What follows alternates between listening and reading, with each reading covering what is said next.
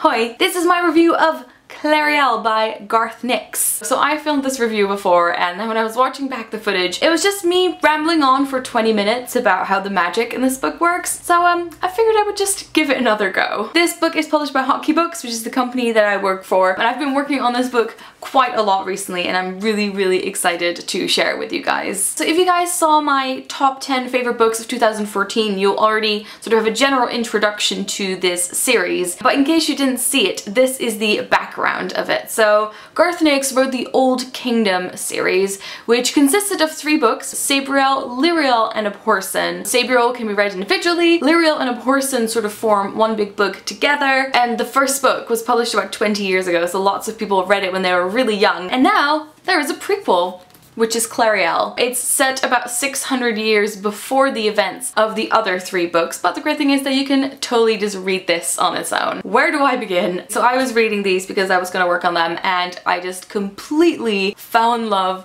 with this world and the characters. One of the main things I want to point out is the thing that everyone always brings up, and it's that Garth Nix writes the most phenomenal teenage female characters. They're all different, they're all very flawed in their own way. They're just so good and interesting and complex, and they really make me wish that I'd read these books when I was younger. So the story is set in these 2 different worlds. There is Untitled, which is sort of like a modern day world, maybe set in the 40s-ish. And then there is the Old Kingdom. There is a wall that separates them, and the Old Kingdom is the magical world. And then within that world, right here, there is a city called Bellasere. Clariel is the story of a girl called Clariel who lives in the forest. Her favorite thing is to roam around and explore the forest, but her mom is an amazing goldsmith, and they get invited to move to the big city of Bellasere so she can join a guild. And obviously Clariel would rather do anything else but move to the big city, but she doesn't really have a choice. She has to go with her parents. And one of the first things that happens is that they basically put her in a finishing school. And secondly, it seems like they've already picked a husband for her. Clariel is quite a stubborn character, and one of the things that isn't mentioned by name in the book but is described in lots of different ways is that she's also asexual. While she's sort of living her life and going to this school, it also seems like there is lots of stuff going on under the surface with the politics of the guilds and a king that's basically locked himself in his palace and hasn't been seen for years. I'm gonna briefly describe the magic and try to not get carried away because it is one of my favorite points. There is charter magic in these books. You can sort of see the charter marks in the reflection. So there's this magic in this universe called the Charter, and everyone that is sort of connected to it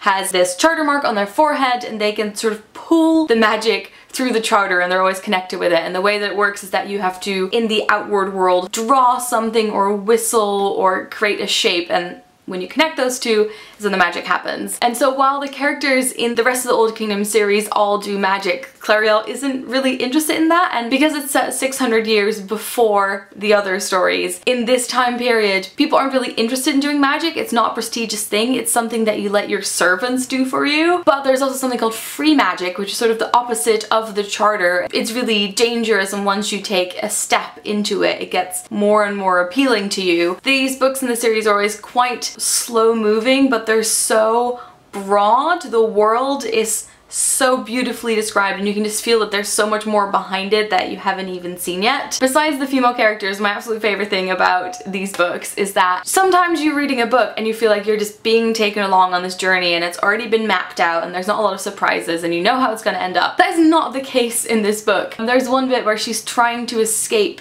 from this well and she's climbing up and up, and there's all these descriptions of how she might escape, and this is a whole plan, and then at the end of that someone comes and saves her, and it's totally not the way that she had planned it. And so it is so unpredictable, so you do actually fear for the character every time something happens, and you might think you know what she's going to do, but she might actually do the complete opposite. It's really good for people that love Game of Thrones but want a bit less of the violence and the gore, but still have a really exciting story set in this beautifully created world with an amazing female character, but also lots of sort of comic relief to the side and lots of cool characters around it. I think I'm gonna leave it at that. I think it's fair to say that I've become a huge fan of these books and I can highly recommend them. I'll leave some more information in the description. If you guys have read any of the Old Kingdom series or Clariel specifically, let me know what you think. That is it. I'm gonna stop talking about it now, and I will talk to you guys later. Doei!